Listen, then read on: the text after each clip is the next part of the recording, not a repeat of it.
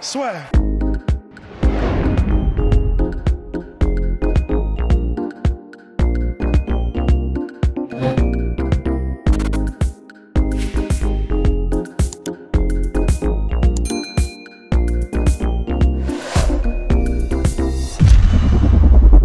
So first of all, Tyron, it's a pleasure to interview you. I've seen you fight a couple of times.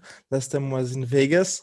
So my very first question basically is, behind the scenes, what was your role exactly in the movie Embattled? And is it for you also a way to entering inside, let's say, Hollywood, the movies in the great way? And are you planning a future career, full-time career in this area?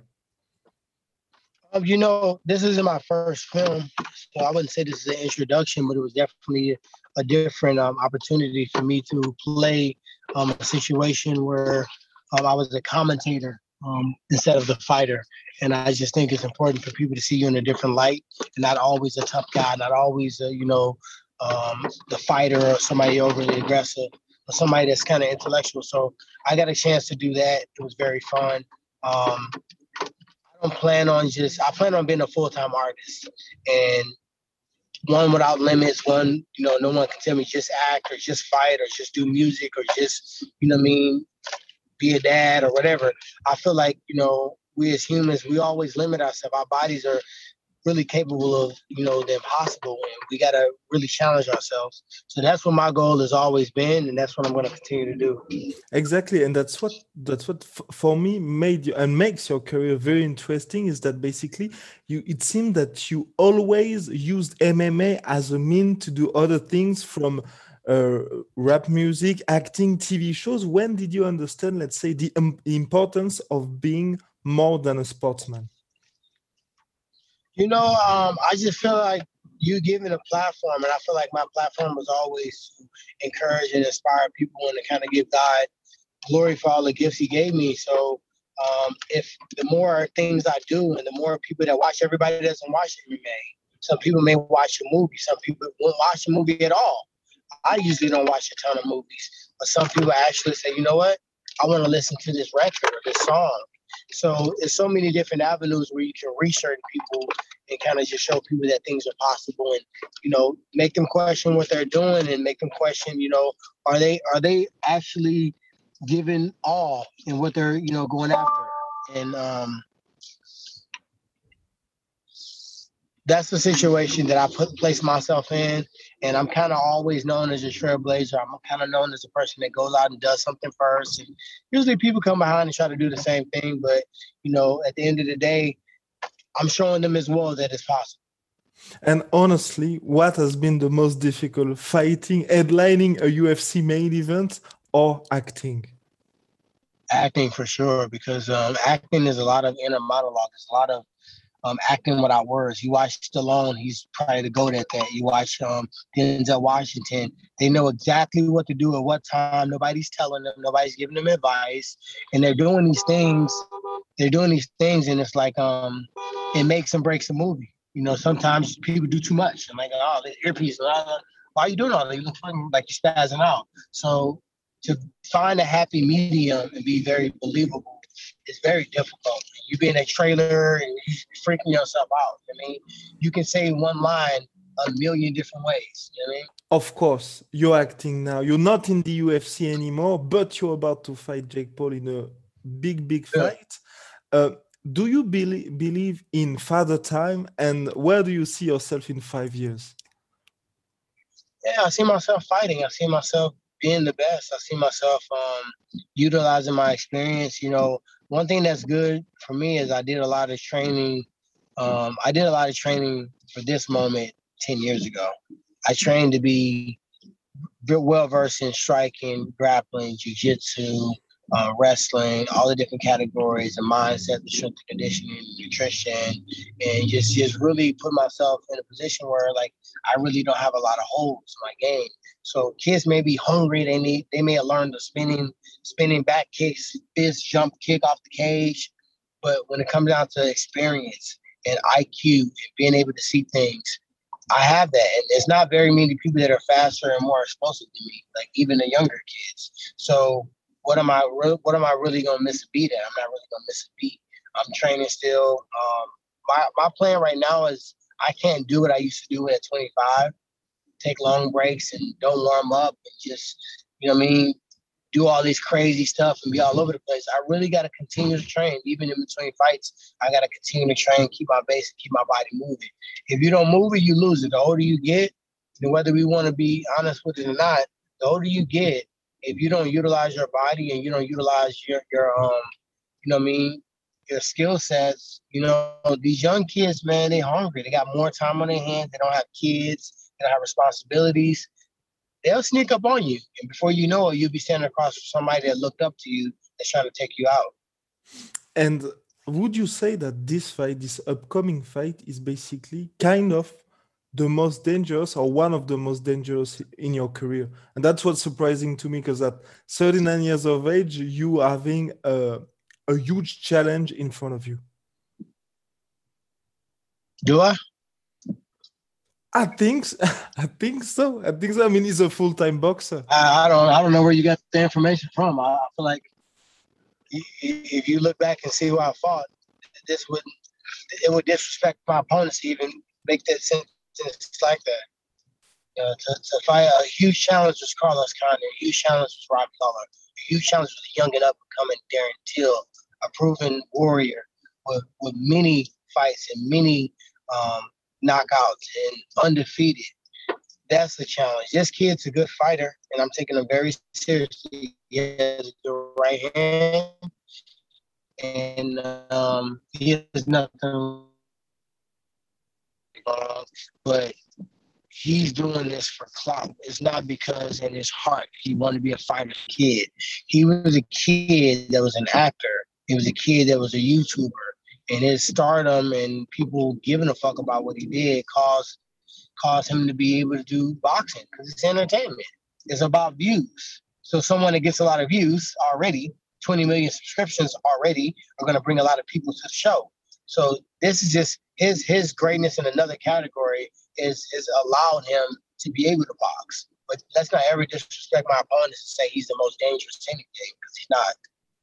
And and for you, I mean, for this fight, is it a way kind of to have your proper introduction into the boxing world and then start a career in boxing, or is it just a one-off and a great opportunity to have a massive payday, I imagine? The first one. It's a way for me to be introduced to boxing. It's not a one-off. I'm going to be in boxing. I'm going to be in the sport of boxing. I'm going to be boxing several fights, and this is going to be one of many. And yeah, I'm excited. I'm excited to go out there and box and do well and show people that I'm really about this life. I'm really about the combat sports in general, and I'm excited for it. And at your very last UFC fights, we saw an aggressive Tyron Woodley. And what kind of Tyron Woodley can we expect in boxing for this first pro fight? I'm gonna be aggressive every round. I'm gonna be aggressive. Like what's the other alternative? Like, have I ever done well being passive? Have I ever done well backing up? Have I ever done well waiting on the other person to attack first? No. I've always been the best when I attack first and I go crazy. So now it's just making it make sense, being strategic with it, and also just putting yourself in a position to be successful. And I've done that. I've located myself in a proper place where I feel like I'm going to have the best chance to win not only this fight, but many, many fights in the future. And it seemed you tweeted about that too, that the community, the MMA community, seemed a bit divided into two groups regarding your fights, those that are very supportive and the other guys that are a bit complaining. For you, why is that? Why are you not the guy that's able to basically make every people, MMA fans, cheer for you? If people told you you were a terrible reporter, would you go and cry in the mirror? Would you go cry in the mirror and stop reporting, or would you keep doing your thing? Exactly. So I don't need it doesn't help me. Nobody booing for me and nobody cheering for me is going to make me want to fight inside the octagon or the ring or the street or behind the White Castle lot. You got to win. You got to believe in yourself. I don't give a fuck who believes in me and who don't believe in me, because it was, people try to force a narrative and they try to portray you and paint a picture. It's been a picture painted about me before, and now all of a sudden I'm the hero of MMA. And some people, it's going to be envy and jealousy all the time. But one thing that I've never done is been envious and jealous of anybody. My peers have made Nate Diaz and Jorge Masvidal and all these guys start making a living. They start making good money. You know what I mean?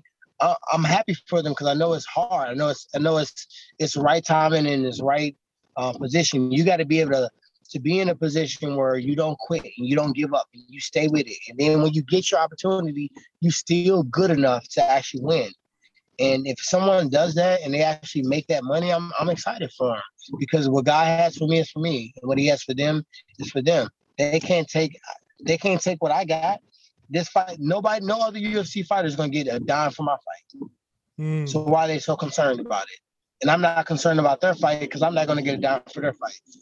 People should think more about congratulating, putting good energy in the universe and God and spirit and karma, whatever you believe in. Why are you gonna hate on somebody else? Me trying to like hate on you, it doesn't make me look better, and it doesn't help me get more opportunities.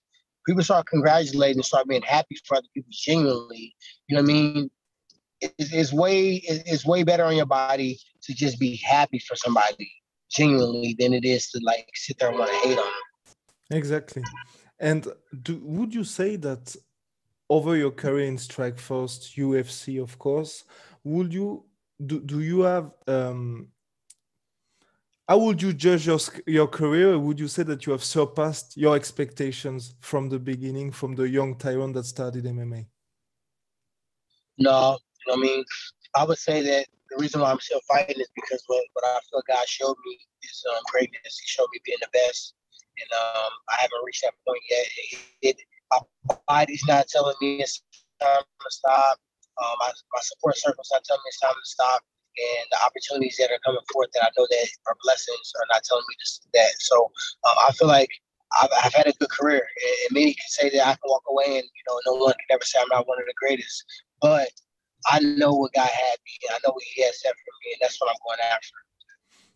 And when I interviewed you for the first time, it was before UFC 235. You told me that you considered yourself as the greatest UFC welterweight champion of all time. Do you still consider yourself? I still do. I still do. You still do? I mean, George St. Pierre is, on paper with the defenses and the opponents and the wins and leaving a champion. But the way I did it, the way I beat the opponents, the obstacles that were faced against me when I had to do it, no super fights, no razzle dazzle, and just real push your motherfucking chin down and fight and win. I had to earn that. Like, I was in how many number one contendership fights before I actually fought for the title? You know what I mean? So I feel like the struggle and the adversity that I had to do and still win, still be at the top amongst it. All the perspectives that was painted about me and still win and still focus and still go through. I feel like that makes it. I feel like if certain champions had my route, they wouldn't have handled it the way I did. So I still think I'm the greatest. You're the greatest, and that will be my very last question, Tyron. What has been your favorite memory inside the octagon? I think it's during when I got my black belt by Dean Thomas. He left during the fight week, didn't even tell me. It was kind of strange. He was like, I'll be right back. I'm flying out during fight week. So I don't ever question him. He left. He went to go get the blessing of Ricardo Laborio. That's the guy that actually started really with me, and he was the one that was going to promote me to black belt. And he went there. He got his blessing. They sat and talked about it. He got he got the belt. He flew back in. He had the belt in his leg. He had it in his leg in his UFC fight kit. And I went out there and I beat Darren Till like a drum. And for me to finish it with a submission I hadn't had a submission in I don't know how long. And for me to finish that fight by submission, and him walk in there and award me my black belt after being a brown belt for like 6-7 years, was one of the dopest moments. And it just tell you how much of a martial artist I am. Like, I never felt that way when I got a UFC belt. I got the UFC belt. Look at the picture. Look at the video. I got the belt, and I'm like, oh, shit, the fight over. I just put the belt on. It was like, it was no like, oh, Lord. There was no shouting, hallelujah. It was literally, okay, now what's next? But when he came in, you see my content, you see everything change, shift. And I feel like that was probably my, if I could say that's the moment I would have walked away at, that would have been the greatest moment, like, for me as a fighter. Perfect. Thank you so much, Tyron, and thank you for the opportunity. Good luck on your upcoming fight, and yeah, thanks. Thank you. You be blessed, my man. Bye. All right.